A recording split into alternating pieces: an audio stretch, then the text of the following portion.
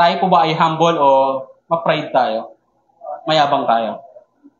And meron pong tatak o tanda na ang isang Kristiyano, ang isang tao talagang grateful sa ating po Panginoong Diyos at nagpapakumbaba. And then, ito po yung number 1 is a grateful and humble person is a person who always asks mercy from God. No, ang isang nagpapasalamat sa Diyos at nagpapakumbaba na tao ay laging humihingi ng awa sa Diyos. Tanong, lagi ba tayo humihingi ng awa sa Panginoon? No? At sinasabi natin din na, Lord, thank you for your mercy. Thank you for your grace. Thank you for your love. Di ba? Thank you for sunshine. Thank you for, di ba? May ganun pa, may kanta. Thank you for the rain. Lahat, ibig sabihin, pinagpapasalamat natin. Especially the mercy of God. And in our prayers, we can ask mercy from God in our prayer time. No? Ako pa, pag nagpe-pray ako palagi, lagi kong nilalagay sa prayer ko is, Lord, have mercy on me. Lord, kailangan ko yung awa mo, kailangan ko yung habag mo. Kasi kung wala yung habag at awa ng Panginoon sa atin, Christian ho, no, we will ask also always the mercy of God. Sa prayer natin, we will always say, Lord, I am sorry, have mercy on me. Nakita niyo po yung mga, yung 10 kitongin? Nakita niyo po, ano po yung sigaw nila? Nga po. Sige po, sumagot po kayo. May kausap po ba ako? Di ba? Maawa kayo sa amin, have mercy on us, have mercy on me. Jesus! Have mercy on us! No? And hindi sila naiiyak kung mayroong mga tao sa paligid nila. Kasi, na-recognize nila na si Jesus, yung Panginoon na pwedeng tumulong sa kanila, sa kanilang karamdaman. Amen? And sabi nga, asking mercy on God is being dependent to God. And Lord, pahingi pong awa. Sinubos na yung awa ko eh. No? Minsan, hindi na tayo naawa rin sa mga tao eh. At nawa makita rin sa atin yung awa na meron ng Diyos. Tama? Meron pa ba rito naawa sa sa sitwasyon ng mga tao sa paligid? Naawa ka sa anak mo. Naawa ka sa pag nakakita ka sa mga balita. Naawa ka sa mga pulubi, yung mga nakikita mo. No?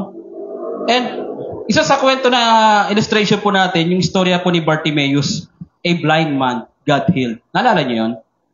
Same scenario rin po. Ang ginagawa niya, may sakit siya, for how many years, bulag po siya. In Mark chapter 10, verse 47, pakiclick na. Sabi po rito, when he heard that it was Jesus of Nazareth, he began to shout. Ano po sabi niya? Jesus, Son of David, have mercy on me. Many rebuked him and told him to be quiet, but she shouted all the more, Son of David, have mercy on me. Mas lalong pinipigilan, mas lalong sinasabi yung awa ng Diyos. Amen po? And then asking mercy from God is not only when we sin against God, but also when we need an answer to our long-time prayer request. Sino po sa atin meron na kayong mga long-time prayer requests? For how many years? How many decades? O kaya naman, hindi lang decades, century na eh. No, 100 taon na hindi pa rin sinasagot ng Panginoong Diyos, no? Yung panalangin ng lahi. Halimbawa, yung panalangin niyo na kasi may mga panalangin ganito, Lord, matanggal po yung aming clan o lahi po namin sa pangkukulang. Kasi may mga ganun mga lahi. Lahi ng mga mangkukulang, di ba? Yung mga mananawas. Alam ko sa kilikili lang nilalagay yun.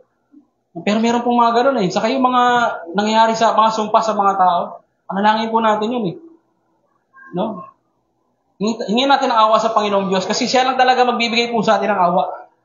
Minsan yung tao walang awa sa atin, pero si Lord, hanggat tumihingi tayo, sumisigaw tayo, Lord, have mercy on me, tutulungan tayo ng Diyos. Palakpakan natin ng Lord. Ako, umingi ako palagi na, Lord, nagmamakaawa na ako sa inyo, Panginoon.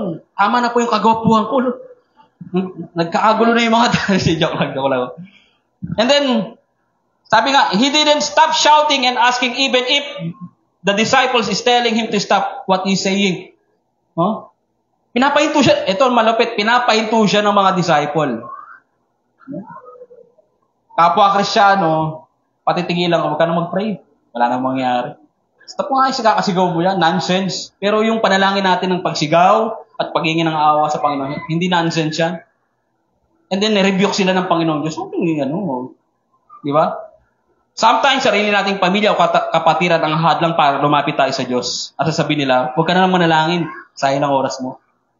Kasi ang na-experience sila, parang hindi sinagot ng Lord yung kanilang mga panalangin. Huwag ka na mag-pray. Walang kapangyarihan yung prayer. May magsasabi sa iyo Pero, huwag kang titigil. Sabi mo nga sa katabi mo, huwag kang titigil na manalangin. No? Remember this, that every sincere prayer counts. Amen? And one day, in our perseverance in prayer, God will answer it in His perfect timing. In Jesus' name. Ang tanong, naniniwala ka ba? Can you shout amen? And after he prayed to Jesus, his prayer was granted. Nakita mo ba si Bartimaeus? Yes. Dating hindi nakakita, pinagaling ng ating Panginoong Diyos. Do we want to experience that? Hello. Huwag tayo magsawang manalangin. No? And then, ito po sa verse 52, ito po yung sagot ng Lord. Go, said Jesus, your faith has healed you. Immediately, he received his sight and followed Jesus along the road. Nakita niyo po? Pinagaling. And nakita niyo po yung sa itong dulo na to. And followed Jesus along the road. Mamaya pag-uusapan po natin yung follow Jesus along the road. Pag may ginawa sa iyo maganda, himala ang Diyos. Dapat sumunod ka sa Kanya. Okay, next po. And then, pagiging nurse ko, flight stewardess, or pagiging abogado, policeman, mangyari ba ito? Ayoko na mag-pray, parang malabo. Pero dito, parang malabo rin silang gumaling. Sa panahon po kasi nila, wala naman pong specialist sa mata. Paano sila gagaling? Tama? Isa kayo ito, ngayon, nagagamot na po yan. Kasi nga, technology po natin. Takpakan natin ang Panginoong Diyos. Amen? And letter C, the 9 Jews and 1 Samaritan asking mercy from God. No, I do believe na yung isang tao roon ay isang Hudyo na lumapit sa Panginoong Diyos at yung siyam ay mga Hudyo.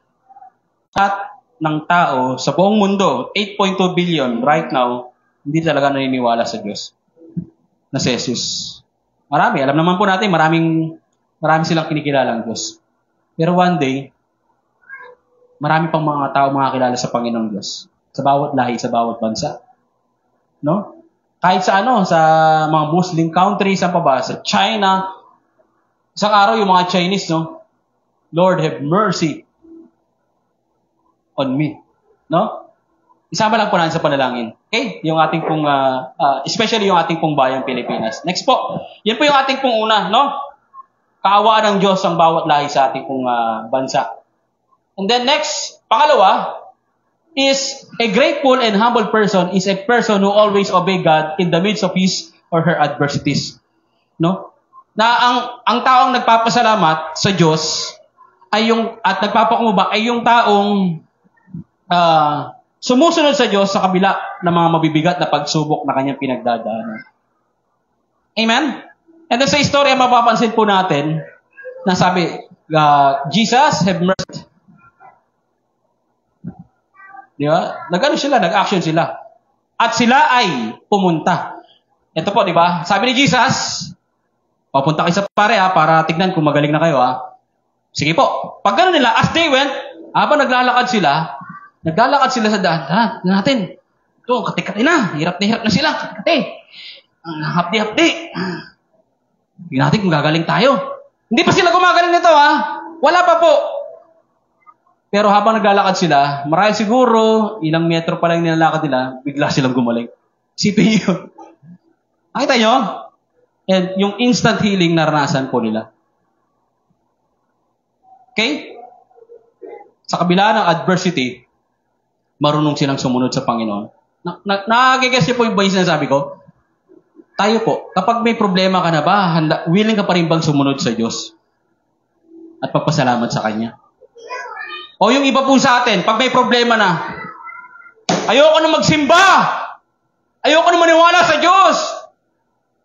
Hindi pa rin ako gumagaling. Hindi pa rin ako maasenso. Anong nangyayari sa ko? Pasaway pa rin. O yung asawa ko, lasinggero pa rin. Walang nangyayari sa buhay namin. Hindi na ako maniniwala at susunod sa Diyos. Hindi na ako maglilingkod sa Diyos. Hello? Nangyayari po ba yan sa mga lingkod ng Diyos? Yes! Kaya yung iba po nga sa atin, wala na eh. Not only the members of the church, but also the leaders and the pastors na dati nagpapastor at naglilid. Wala na po sa church. Hindi mo na makikita kahit anino. Hello? Kahit yung hibla ng buhok, hindi mo na makita sa church. Sabi ko nga palagi, buti pa yung aso nandyan, nagsisimba. Minsan may aso rito eh. Nilani ng Grace, diba? Nandyan minsan yung mga... Buti pa yung aso nandyan. Yung pusa nandito. Yung tao na dapat magpasalamat sa Panginoon. Wala! Bakit? Napangunahan ng mga problema. Katulad ng tinuro ko sa online, tandaan niyo po ito, God is bigger than our problem. Amen? Kahit malagulahit yung problema natin, mas malaki yung Diyos po natin. Dapat willing pa rin tayong sumunod sa Kanya. Ang tanong, willing pa rin ba tayong sumunod? Can you shout amen? O sige, sa Sunday, okay, Wednesday, okay absent ha? Sa Sunday, okay absent ha? Mamaya, sa mga leaders natin, may training mo tayo ha? May panonood rin tayo. Grabe yung pinanood yun. Grabe na-challenge ako. Panoodin natin yan. Magkano lang tayo? Movie marathon ba? And then next, sabi po rito, ayan, being obedient to God in the midst of great suffering is being grateful and humble to God. 1 Thessalonians 5:18. Give thanks in all circumstances, for this is God's will for you in Christ Jesus. Pag sinabing lahat, kahit yung pangit na nangyari sa buhay mo, pasalamat mo sa Panginoon Diyos. Hindi normal yun. Madaling pagpasalamat yung blessing eh. Meron akong pera, malusog ako. Kaya mong pagpasalamat sa kabila ng cancer na meron ako. Salamat sa Lord. Sa kabila na meron akong leprosy. Salamat sa Panginoon. Di ba? Sa kabila ng na-stroke ako, di ako makalakad. Salamat sa Panginoon. Di ba? Tayo, patayan lang ng kuko ng yung pasok ko. Sinusumpa na ang Diyos. Ayaw na sumunod sa Panginoon. Lord, buhay ka ba? Di ba? Kuko lang yun Di ba? Nahulog lang yung 500. Lord, pinapabayaan mo naman ako. Ikaw yung dyan. Wala kang disiplina. Isino mo ba si Lord? No, being thankful is a command of God. Utos po ng Panginoong Diyos po ito. Ibig sabihin, pag di tayo nagpasalamat, kasalanan. Kaya pag di tayo nagpasalamat, paparusahan tayo ng Panginoon. Okay? Kaya lagi po magpasalamat. Sabi nga po natin, thank you, Lord. Sabi rito, hindi ka lang thankful sa mabubuting bagay kahit kundi thankful ka pa din in your worst and bad season of your life. Tanong ko sa bawat isa, nasa bad season of season or situation po ba tayo ngayon? May mga pinagdadaanan po ba kayo? Can you shout amen? Ayan po yun. Sabihin, lahat po tayo nakaka-relate dito. Pero thankful pa rin tayo sa ating pong Panginoon. Yun po yung gusto ng Lord. Pasalamat pa rin po. Alam nyo, ang pananaw sa akin, ang palagi binibigay sa akin ng Panginoon, pag may problema. Diba, lalapit ka sa Lord, diba? Panginoon, bakit ganito nangyari sa buhay ko? Ito palagi, gusto ko kayo encourage Sasabi ni Lord sa akin, ano gusto mo? May problema? Wala. Lord, gusto ko siyempre, gusto natin, ayaw natin ng problema. Lord, pwede bang tanggalin mo lahat ng problema ko? Gusto ng solusyon. Mamatay ka na. Ano gusto mo? Mamatay ka na? Wala kang problema? Kunin na kita o may problema ka, buhay ka pa? Sandali. Parang iba na yung buhay pa ako, Lord. Gusto ko pa ng buhay. Okay na kahit may problema. Kaya iba na yung prayer ko ngayon, Lord. Bigyan mo lang ako ng konting problema. Basta, wag yung walang problema kasi alam ko na yun eh. Konti lang huwag mo masyado sabay-sabay. Pwede na mo mag-request kay Lord eh. Tama? Kasi minsan nga sabay-sabay, patong-patong, gabundok. Pero Lord, pwedeng isa-isa lang muna. Ito muna problema sa kuryente, di ba? Sa tubig naman susunod. Tapos sa anak, problema sa kalusugan. Minsan sabay-sabay eh. Naranasan niya na yun? Yung para ka na mababaliw, saan ka kukuha ng pera, paano magkakaayos yung pamilya, magkakasundo yung magkakapatid, di ba? Tapos yung may personal ka pang pinagdadaan. Nasabog ka na eh. Pero salamat sa faith na binibigay sa atin ng Panginoon at yung grateful heart talaga. In the midst of trials, talagang, Lord, salamat po. Salamat pa rin po. Kahit may problema, at least buhay pa rin po ako. Amen? Kahit may sakit, buhay pa rin po. Amen po. Kahit may kapos sa pangailangan, nakakain pa rin. Doon ko magugulat eh. Lagi natin nareklamo, Lord, wala na kaming makain, Lord. 10 taon na natin prayer yun. Pero buhay ka pa rin. Naintindihan niyo? Sabi ko, Lord, mabuti ka talaga. Ano lang kami, mareklamo lang kami. Pero salamat sa topic po natin. Tanong ko sa bawat isa, ano ba yung kalagayan ng tao dito, ng 10 ketongin? Para maintindihan natin yung istorya, kasi baka mamaya, yung alam natin ketong parang ubo lang, hindi po ito simpleng sakit. Malalang sakit po ito. Okay? Para po siyang, sabihin na natin, cancer. At yung mga nakakawang sakit, COVID-19 yan, mga ganyan, talagang grabe. Outcast of society. Bakit sila outcast? Hindi pinapansin, nilalayuan? Kailangan ng social distancing. Bakit po? Kasi nakakahawa yung ketong.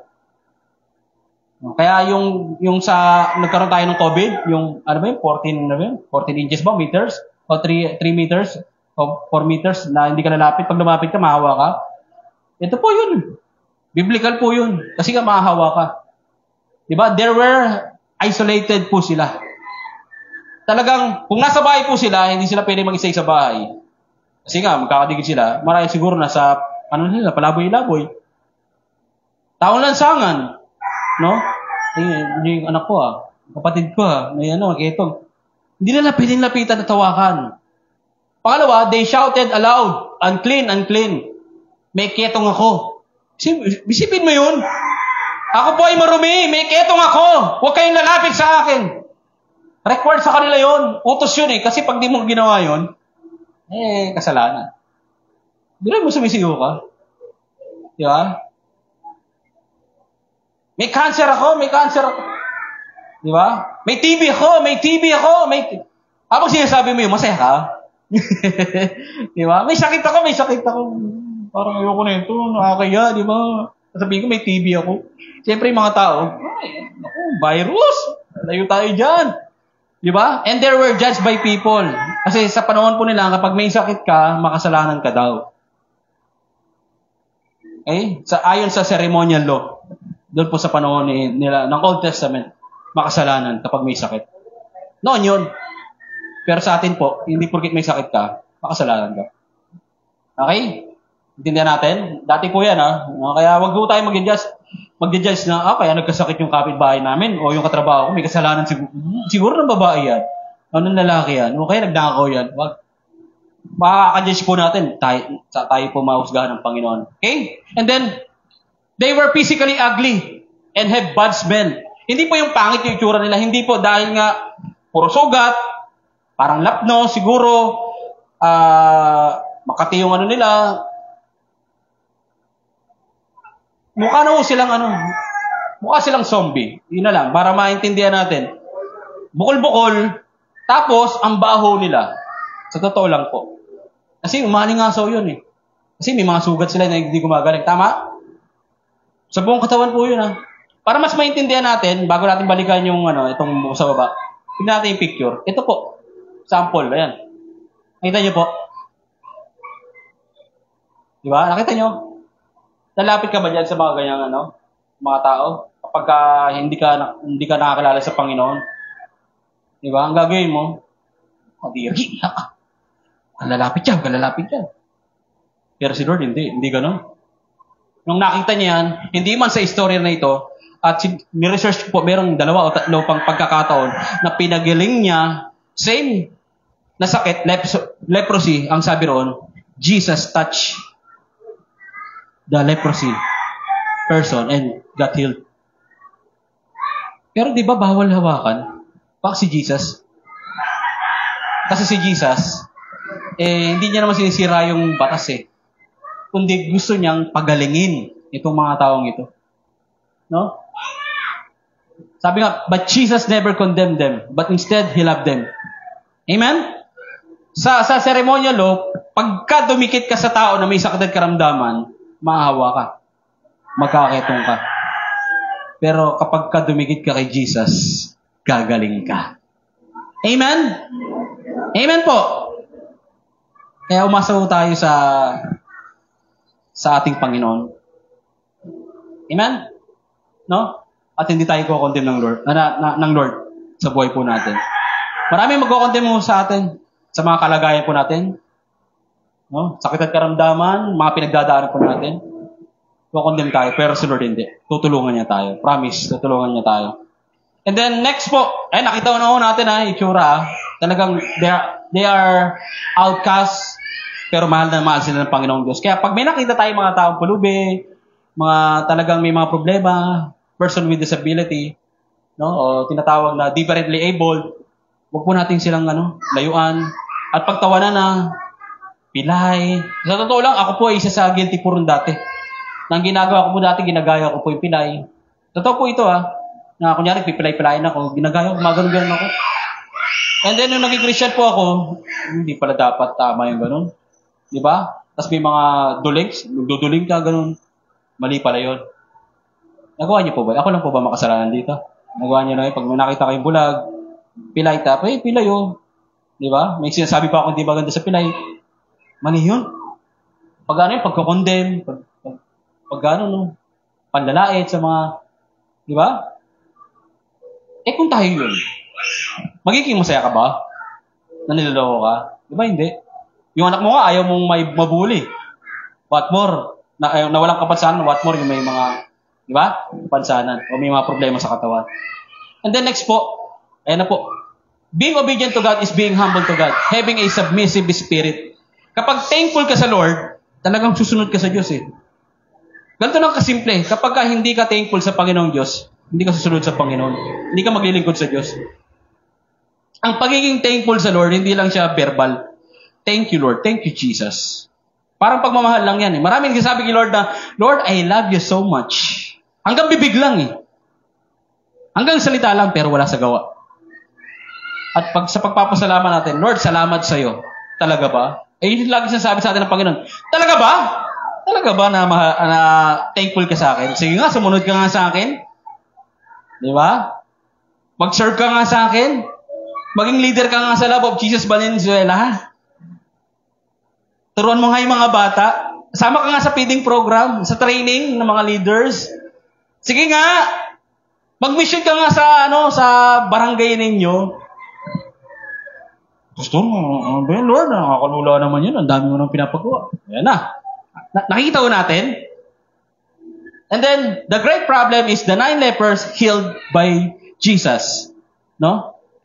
And stop thanking and submitting to God after they experience healing. Yung Siyam, tumigil na po. Sa pangalawang point pa lang, tumigil na po sila. At hindi nila nagawa yung pinaka-importante sa lahat. No? Na magpasalamat sa ating pong Panginoong Diyos. Yan ang sunod na. Tama. Yan. May mga tao, sabi rito, may mga tao, Kristiyano, kahit ang daming pagsubok sa buhay, willing sumunod maglingkod sa Diyos. Ikaw ba yun? Marami kang problema na pinagdadaanan, pero willing kang sumunod sa ating pong Panginoon. No? O kaya ikaw to yung tao o Kristiyano na madaling sumunod sa Diyos pag sila ay blessed and highly favored by God. Pero kapag tinanggal na yung blessing, rebelde na, tatalikod na. May ganyan bang mga Kristiyano? Meron po. Di ba? Pagka nawala, may sakit na. No? Kapag nung may sakit siya, nasa church, Lord, have mercy on me. Paggalingin mo, pinagaling ng Panginoong Diyos. Di ba? Ano nangyari? After Sunday, isang buwan, hindi mo na makita sa church. Ikaw ba yun? Ayan na. Tama? Tapos kapag kapos sa pangailangan, Lord, magsisimba ako. Wala na ako yung budget. Ipinagpala ng Diyos. Sa trabaho, sa tindahan. Paglipas ng ilang buwan, wala na sa church. Lumalago na eh. Napapromote sa trabaho. Lumalaki na yung sahod eh. Is yung negosyo talagang nagpa-prosper. Hindi na 6 digits yung pera nila, 7 digits na, nagiging 8 na. Yan na. Nakakalimot sa Diyos. Parang yung Siyam, di ba? Pinagaling ng Lord. Nung pinagaling, wala na. Hindi na bumalik kay Lord. Hindi na nagpakita sa Panginoon. No? Ganun talaga tayo, no? Ginagawa natin si Lord eh. Ginagawa natin lang. Kumbaga, dapat salamat Ang church kasi, hindi siya hospital lang. talagang totoo, hospital po siya. Pag may sakit ka, spiritually, physically, emotionally, pupunta ka sa church. Ang nagiging problema, ginagawa lang ospital yung church. Pag gumaling na, bye-bye na. Di ba? Pag pinagpala na, hindi mo na makikita. Hospital yan eh. Siyempre, pag magaling ka na, tatagal ka pa ba ron? Sa hospital. Magaling ka na eh. Siyempre, hindi mo na kailangan. Tama? Wala ka na depression eh. Ba't pupunta ka pa sa church? Magaling ka na eh. Di ba? Hospital po siya. At the same time, ito yung nakalimutan ng mga tao, hindi lang siya hospital. Ang tawag sa church is barracks, training ground ng mga sundalo ng Panginoon. Hello, meron ka ba nakitang pulis o sundalo ma-absent sa training nila, doon sa profession nila? Absent muna ako sa barracks isang buwan. O palagi sila nasa barracks para mag-training, para magalito, mag-equip. Mahasa. Yun ang problema. Kung talagang grateful ka sa Panginoong Diyos, hindi lang ituturing mo na parang hospital yung church. Ito ay parang isang training ground. Bilang isang lingkod ng Diyos, sundalo ng Panginoon. Amen? At kapag nasugatan ka, balik ka sa church. Pero pag gumaling ka na, stay ka lang sa church. At patuloy kang magpagamit sumunod sa Panginoon. Amen? Sa loob at sa labas ng simbahan. Naintindihan po natin? Sa kabilang banda, may mga tao, Kristiyano, kahit sila ay blessed or nung nakaranas lang ng blessing and they disobeyed and forget the Lord. Kita po natin. Ito yung huling-huli. Ito yung pinaka-worst. Di ba? Nakalimutan na si Lord. Panalangin po natin sila. At kung meron man po sa atin na minsan nakakalimutan natin si Lord, baguhin na natin sistema na yun. Kasi ako talaga sa vocabulary ko po, yung umabsent sa church, hindi ko nga talaga magagawa eh. Kasi nga ako yung pastor eh. Saka dito kami nakatira. Pero hindi yun eh. Hindi yun. Yung mahal mo si Lord eh. Ako personally, ayoko na po magpastor. Personally ayoko na magpastor. Sa ano ko lang, yung by flesh, ayoko na. Mahirap po. May nakita ka ang post dun eh. Ang hirap magpastor. So, totoo lang, mahirap po talaga. Pero bakit tayo nagtyatsyaga? Grateful tayo sa Panginoon. Bakit tayo nagiging leader sa church? Grateful tayo sa Lord eh. Bakit tayo hanggang ngayon dumadalo, nakikinig sa mga preaching? Grateful tayo sa Panginoon. At hindi lang ho tayo grateful sa Lord in words, but also in works and action. And one day, ikaw naman ang gagamitin ng Lord. Sabi mo sa katabi mo, ikaw naman ang gagamitin ni Lord. Ikaw naman. Talagang kung grateful ka, ikaw naman, no? Si Jonah, napapagod na. Nakaka-preach din. Kayo naman. Okay, James, ikaw naman. Pwede naman. Willing lang, yung willingness. Talagang grateful ka sa Panginoon. So, wala akong alam eh. Sino ba may alam? Lahat tayo walang alam. Sa biyaya alam po ng Diyos. Pwede kang gamitin ng Diyos. And then next. In our faith and obedience, instant miracle happens. No? Sa ating pananampalataya at pagsunod, yung bigla ang himala mangyari sa buhay po natin. Who wants a instant miracle? Okay? Sawa na tayo sa instant coffee. Instant spaghetti, meron pa nga carbonara. Instant, marami ng instant yan eh. Mami, no? Lalagay mo lang ng mainit na tubig, meron ka na. Tama? Pero ito, instant healing. Ito gusto natin, tama? Katulad sa nangyari sa istorya, they obeyed eh. And thankful sila eh. And then, instant healing. All kinds of diseases pwedeng pagalingin ng Panginoon. Ang tanong, do you believe? Naniniwala ka ba? Instant provision, financially speaking, amen? Materially or even food to eat. Illustration po natin, John 6:11, Jesus gave thanks to the 5 loaves and 2 fishes. Ano nangyari? Ayan, dumami po yung pagkain at may natira pa. Kaya ayan po yung kapangyarihan ng lagi nagpapasalamat. May sobra sa iyo. Sa mga ayaw magpasalamat, ang grateful sa Panginoon, puro reklamo. Di ba? Kahit yung bagay na meron ka, baka ibigay pa sa iba. Okay? And the next, instant wisdom. Lord, di ko alam ang sagot. Hindi ko kailangan ng matalinaw. Kailangan ko ng matalinaw ko. Di ba matalinaw eh, hindi nagpipray. Bigyan ka ng wisdom ng Lord. Pag sagot mo, ito yung review ko. Wow, praise the Lord. Amen? Pagdating ng exam, ayun, katulad ni Jonah, pasado sa civil service, pasado sa unit. Basta yun, di ba? Sa gobyerno ba yun? Sa government official. Basta pasado siya. In one take. Bakit? Dito sa pag-obedient sa Panginoon. And then, next, instant strength. Nangina ka physically. Physically weak. Emotionally, meron kang anxiety attack. Nalulungkot ka dahil naputulan kayo ng wifi. O kaya may nangyari hindi maganda. Di ba? Sunod na, naka-stress po yung wifi. Parang makamatay. Yun yung ngayon, trending ngayon. No? Pero ngayon, tinuturuan tayo ng Panginoon, kahit walang wifi, pwede ako mabuhay. Diba? Dati naman walang wifi, no? Hindi naman tayo ngayon, ay, nawala yung wifi! Lord, ano ba nangyari sa buhay namin? Lord, sinumpa na yata kami. Di ba? Di ba? Sa totoo lang ako, ilang beses ako na-stress dyan sa ano na yan. Pero, training ground yun. Di ba? Training ground sa mga nakaka-stress pang nakakainis pang mga eksena sa buhay, sa pagdadrive. So, ay, ako. Totoo lang. Lalo pag traffic, ay na naman si Isha pag traffic. Boring, sasabihin ni Isha, boring. Traffic. Nakaka-boring pala yung traffic, no? Totoo lang, sa lugar natin walang traffic, no? Wala na paglagyan. Salamat sa Diyos, mauso na po yung lumilipad sa sasakyan. Malapit na. Konti na lang. Konting tisa lang, ha?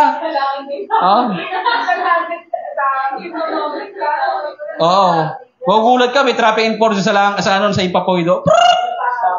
No, nakarakit din. Stoplight, grabe. Ay, nako. Kaya, sa totoo lang, ayokong tumagal ng matagal dito sa mundo. So, nakaka-stress talaga. Mas maganda sa langit, walang stress. Amen? Sino gusto mauna? Wala pa. Wala. Next po. Instant strength. And then, instant joy and peace. Wow! Ito yung pinakagusto natin eh. No stress, no distress, no depression. Gusto niyo po ba to? Pasalamat ka na ngayon sa Panginoon. No? Kasi bakit ka na-depress, nalulungkot? Puro tayo reklamo eh. Bakit mo kasi ganito? Magpasalamat. Lord, salamat po. Kahit simple lang yung damit ko, kahit ganito lang itsura ko, kahit yung bagay na meron kami, ito lang po, maliit yung bahay namin, salamat po. Masaya po kami. Diba? Mag-simple lang po tayo. Simplicity is beautiful. Sa totoo lang. No? Kahit yung ulam niyo paulit-ulit, puro isda, no? Contentment is the key. No? And then instant deliverance, restoration, relationship, blessings, etc. No, lahat ng nawala sa inyo, ibabalik ng Panginoon. Amen? Instant deliverance. Ano po ito? Hindi po yung ito Shopee, Lazada, hindi po ibang deliver po yan. So curses of life, like addiction. Amen po. Lord, salamat, wala na yung addiction ko sa mobile games in Jesus name. Pastor, pati ba yung pinagpipray? Yes. Kasi marami ng addict na talaga sa mga kabataan ngayon eh. Hindi lang ang mga kabataan, pati mga lola mga lolo. Diba? Sa scatter, etc. Addiction yun. Deliverance sa poverty. No? Sino rito talagang, hindi lang ikaw, yung buong pamilya nyo talagang makalaya sa kahirapan. Amen? Alam niyo po parang sa ano po namin, sa Silverio family, no? Hindi sa Duyan family. Parang kami, pinakamahirap. Parang lang hindi ako sure, baka meron, mga kamag-anak namin, may kotse, kasuot nila, magaganda, kami lang, no? Sa kanila, lako, sa amin, laos. Mga ganun. No? Sa kanila, Nike, ang ganda ng sapatos, Nike. Sa amin, Mike. M-I-K-E. Walang budget eh. Pero ngayon, unti-unti, pinagpapala kami ng Diyos. Yung mga mag-anak namin, grabe, may mga business na rin. Sabi ko, salamat. No? Tinatanggal ng Lord. Basta, sabi nga, Jesus is our bondage breaker. Basta lagi tayo magtiwala, manampalataya. Magpasalamat sa Panginoon. May gagawin siya sa buhay po natin. Amen po, palakpakan natin ng Lord. Ayan natutunan ko po, magpapalakpak po tayo, kaunti na lang babawasan po natin. Kasi napapansin ko, nakakaisandang palakpak yung tayo kada service. No? Ngayon, napansin nyo ba, ngayon ko lang ngayon pinapalakpak? Kasi nakakapagod din pala. Diba? Palakpakan natin ng Lord. Yan. Iyan ako na timer ko yan. Every 10 minutes yung palakpak para hindi nakakapagod. Amen? Nakaka-stress din kasi. Next po. Ayan, lastly, you know tayo magtatapos. Grateful and being grateful and humble person is a person who always seek God and thank God for who He is and what He has done. Worshiping God with thanksgiving in our hearts. Ephesians 5:19-20, basahin po natin. Speaking to one another with songs, hymns, and songs from the Spirit. Sing and make music from your heart to the Lord, always giving thanks to God the Father for everything in the name of our Lord Jesus Christ. Next, meron pa bang verse na? Pakiyara nga. Yun. Hebrews 12:28. Therefore, since we are receiving a kingdom that cannot be shaken, let us be thankful and so worship God acceptably with reverence and awe, for our God is a consuming fire. Yung kinanta natin kaninang salamat. Yung babad sa presensya mo, o kaya pag kumakanta tayo, salamat. Kahit anong worship song. Give thanks with a grateful heart, di ba? Ipagpasalamat natin sa Panginoon. No? Akala nyo mo, yung pagkanta natin, pagsambayan at pagpapasalamat, doon nalulugod ang Diyos. Nakita niyo yung pinagaling na isa, yung Samaritano? Nagpatira pa at sumamba sa ating Panginoong Diyos. Amen? Kaya wag mo tayo magsawa. And then next, give thanks to the Lord, for He is good, for His steadfast love endures forever. Let the redeemed of the Lord say so, whom He has redeemed from the trouble and gathered in from the lands, from the east and from the west, from the north and from the south. Parang may kantang ganito. Paano ba to? Yung chorus. Let everything that has breath praise the. Dito po kinuha yan.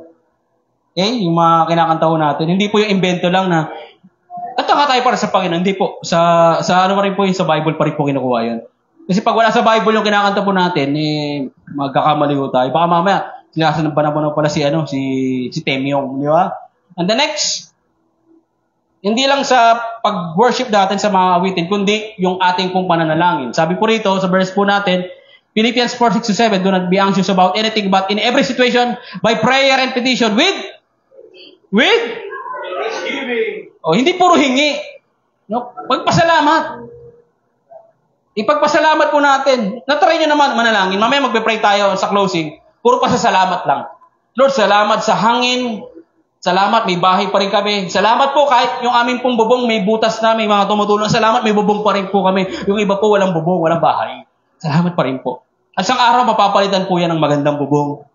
Amen? May kulay pa. Anong tayo siya bubong? Di ba? Present your request to God, and the peace of God, which transcends all understanding, will guard your hearts and minds in Christ Jesus. Amen po. Kung gusto nyo ng kapayapaan talaga, lagi magpasalamat sa Panginoon. Next po. This verse emphasizes the importance of expressing gratitude to God regardless of the situation or circumstance. It is a call to maintain a thankful heart even in difficult times, highlighting that this God's will for believers is in Christ. And then next po. Ito po. Sige, next na. Kasi nga tayo, nasabi ko na yung kanina, di ba? Next. Wala na. Conclusion na po tayo. Sabi po rito, sa verse, yamang tinanggap na ninyo si Kristo Jesus bilang Panginoon, mamuhay kayo ng may pakikipag-isa sa Kanya. Magpakatatag kayo at isalig ninyo sa Kanya ang inyong buhay. Magpakatibay kayo sa pananampalatayang tinuturo sa inyo. At laging magpasalamat sa Panginoon. Don't forget that. Ako pag gumigising po ako, unang salita ko, thank you Lord, buhay pa ako. Pwedeng hindi na eh. Pag dilat mo, pwedeng malamig, pwedeng mainit, may apoy. Depende sa pananampalataya natin. And then, sabi po next po, as we conclude, we must be thankful in this thankless generation. The small and big blessings that we will receive every day, give thanks to God, and also we must be thankful in all answered and unanswered prayers. Okay? Hindi lang sa sinagot ng Lord. Lord, salamat po. Sinagot mo yung panalangin ko. Lord, salamat pa rin po kahit hindi mo sinasagot mo yung panalangin ko. I'm grateful. Kasi isang araw, alam ko, kung will mo to, mangyayari. Kung hindi naman, alam ko po baka mapahama ako rito. Salamat pa rin po sa pag-iingat mo sa akin. Amen? Naintindihan mo natin? And the next, as we conclude, we must count the blessings that God has given to us. Application po natin, don't count your problems kasi count your blessings. No?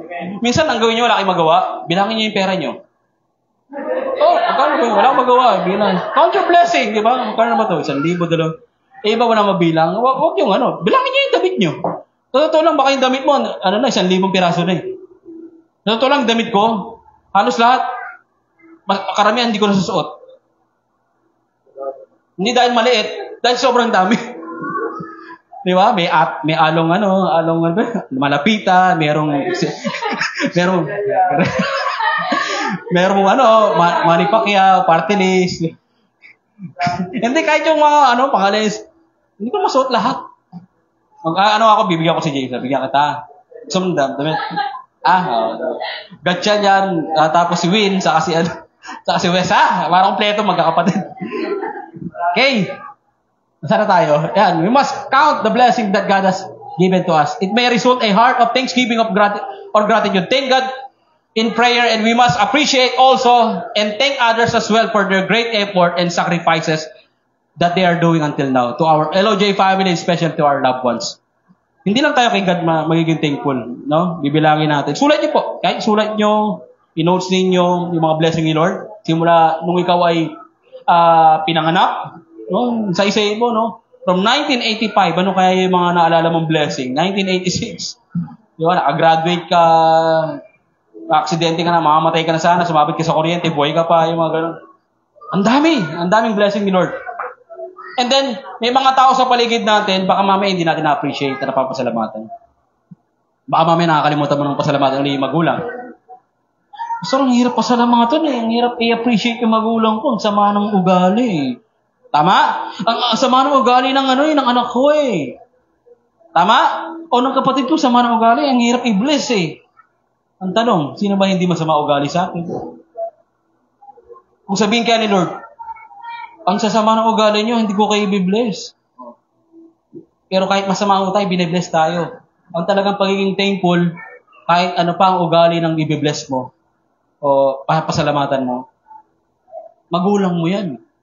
Anak mo yan eh. Hindi pwedeng itapon yan eh. Hindi pwedeng baliwalain. Magpasalamat ka. May magulang ka at ginamit ng Diyos para mabuhay ka. Amen?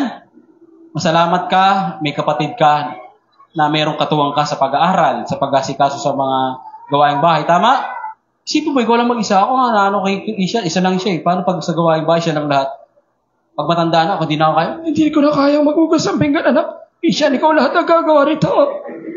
Paano na? Di ba? Kaya tuturuan natin yan na makatapos. Sabi ko, mag-anak ka kahit 4 para hindi ka mahirapan pagtanda mo. Kung gusto mo, 12. Basta milyonaryo ka, kaya mo yan anak. Sipag, mataling si Isha. Amen? At pasalamatan na. Pag-uwi natin, sabihin nyo, husband, wife, asawa ko, ano ba tawag niya? Sweetheart, mahal, di ba? Mura. Salamat. Salamat sa buhay mo. Ano ba tayo kumain sa labas mamaya? I-surprise nyo ng I-surprise nyo ng Sa totoo lang, uso ngayon yung mga surprise. Yung mga prank. Di ba? Kunyari, wala, simple lang yung i-surprise nyo. Di ba? Ano yan? Susi ng sasakyan. Di ba? Ang laki. Gano'n kalaki sasakyan? Mas malaki. Iba surprise nyo, di ba? Charger ng cellphone, iPhone. Kailangan ni Jonah yun. Original. Surprise nyo yung mahal niyo sa buhay. Bigyan nyo ng blessing yung mga magulang ninyo. Kung kailangan po nila. Kung talagang grateful tayo sa Lord, dapat marunong din tayo magbigay ng pasasalamat sa mga tao. Sabi nga ni Lord, kung ano yung ginawa mo sa kapwa mo, sa akin mo yung lahat ginawa. Thankful ka sa akin, tapos sa mga tao, hindi ka nag-thankful. Pakita mo muna para maniwala sa iyo yung mga tao. Talagang grateful ka. Kaya ako po, salamat po sa iyo pong pakikinig. Salamat sa pag-attend, salamat sa leadership, sa mga leaders natin. Salamat sa online family. Meron na po tayong 2 na online family na kinuha na ni Lord. Wala mo na po Stop mo na po. Kasi mahirap po sa puso. 2 na po yung natin online family natin na pumapano. Salamat sa Lord dito sa lugar natin, sa face-to-face, wala naman po. Matagal po bubuhay po natin, mga 100 pa po. 100 man. Amen? Meron pa ba anak? Parang wala na, no? Meron pa pala. Sige, huwag na. Next. Wala na. Ayan, ito na, the last question. Sige, tayo lahat para hindi na kayo mangawit. Alam po, ngawit na kayo. Kung si Jesus ay bababa, ayan na. Bababa niyo na, tingnan niyo. Ngayon, sa church na ito, o papasok dyan sa cellphone ninyo, pupunta sa bahay ninyo at maghanap siya ng pusong mapagkumbaba at nagpapasalamat sa Kanya. Kasama ka kaya sa mapipili niya? O ikaw yung taong minsan o madalas lang ay nakakalimot sa Kanya? Kayo po nakakalam. Tayo pong lahat ay magpasalamat sa Panginoon. Lord, salamat po sa topic na napag-usapan po namin. Isa po itong isang paalala sa bawat sa puso amin na hindi namin makalimutan ang laging magpasalamat sa iyo. In this thankless generation, Lord, kami po ang mga tao o mga Kristiyano na lagi talaga magpapasalamat sa iyo. And today, Lord, gusto po namin express yung aming pasasalamat. Salamat hanggang ngayon, may church pa rin po ng Love of Jesus Valenzuela. Salamat po, may dumadalo pa rin po sa church sa lugar na ito. At sa online po namin. Salamat po, may nakakain pa rin po kami. Meron pa rin pong sariwang hangin kami nalalanghap. Meron pa rin po, Panginoong Diyos, na blessing na dumarating po sa amin. Hindi man sobra-sobra, pero Lord, sapat po sa mabuhay po kami sa pang-araw-araw. Salamat po sa pag-iingat. Salamat po, Panginoon, sa kalakasan. Salamat din po, meron kami mga kapatid ngayon na may mga sakit at karamdaman, pero hanggang ngayon, Lord God, sila po ay umaasa na isang araw, pagagalingin mo. Salamat. Ngayon pa lamang, nagpapasalamat po kami dahil pagagalingin mo po sila sa pangalan ng Panginoong Hesus. Kung paano gumaling ang 10 ketongin at lalo na po yung Samaritano na imposibleng magpasalamat sa iyo. Pero siya pa yung unang lumapit nagpasalamat sa iyo. Lord, mapangyari po ito sa buhay po. Lahat ng may sakit at karamdaman. Ganoon din po, Lord God, dalangin po namin sa mga kakapusan na meron po kami, nagpapasalamat po kami. Pag-uwi po namin sa bahay, pagpasok sa eskwelahan o sa trabaho o pagbenta muli sa negosyo, maraming papasok na pagpapala at gantimpala sa pangalan ng Jesus. Salamat po, Lord. Patuloy na nagpapasalamat kami sa proteksyon. Pwede na kaming maaksidente. Kuhanin mo, Panginoong Diyos, sa mga kapalpakan po namin, pagiging hindi namin disiplinado. Lord, salamat po. Inispero mo po kami sa anumang kapahamakan. Salamat po, Lord God. Dahil may pagkakataon na gusto na po namin gumawa ng kasalanan, pero Lord, nangungusap ka sa puso po namin na huwag po namin gawin yung kasalanan pong ito. Salamat po sa boses po, sa conviction mo. Salamat po, Lord God, sa fruit of the Spirit na lagi mong nilalagay sa aming mga puso. Salamat po sa mga pribilehiyo na makapaglingkod sa iyo. Salamat po. May trabaho yung bawat isa ng nagtatrabaho. Nag-aaral yung mga estudyante. Salamat po. May tirahan po kami. Salamat po. Maging sa mga problema na pinagdadaanan po namin. Dahil itong mga problemang ito ang siyang nagiging magnet namin, Panginoong Diyos, mas lalo kaming lumapit at kumapit sa iyo. Salamat po. At ngayon pa lamang, sa huling aming panalangin, salamat po. Dahil one day, Lord, itong church po na ito ay church na kung saan hindi yung siyam na nakalimot sa iyo, kundi yung isa na patuloy na magpapasalamat, hindi lang sa boses, kundi sa kanyang buhay. Hindi lang sa salita, kundi sa gawa. Sa pagsunod at paglilingkod sa iyo. And one day makita po namin, ang bawat isa nagmimisyon, ang bawat isa naglilid, ang bawat isa may pangarap para sa iglesia po ito. Salamat po muli, Lord God. Pinagkakatiwala po namin ng isang buong linggo. Salamat din po sa Wi-Fi. Pinapuri ka namin sa pangalan ni Jesus. Ang lahat po ay sumigaw ng malakas na Amen and Amen. Let's shout Jesus reigns 7 9. 1, 2, 3, go. Jesus reigns. Jesus reigns. Jesus reigns. Jesus reigns. Jesus reigns. Jesus reigns. And praise God. Pwede po ba tayo magkamayan? Sabihin po natin, salamat sa buhay mo. Salamat sa buhay mo. Sa mga nanonood, salamat sa buhay nyo. Team Replace, thank you so much. Lagi lang ako kayo manood. Salamat po. Salamat po kayo. Salamat po. Salamat po kayo. Wala na kayo. Salamat po. Salamat po ah. Salamat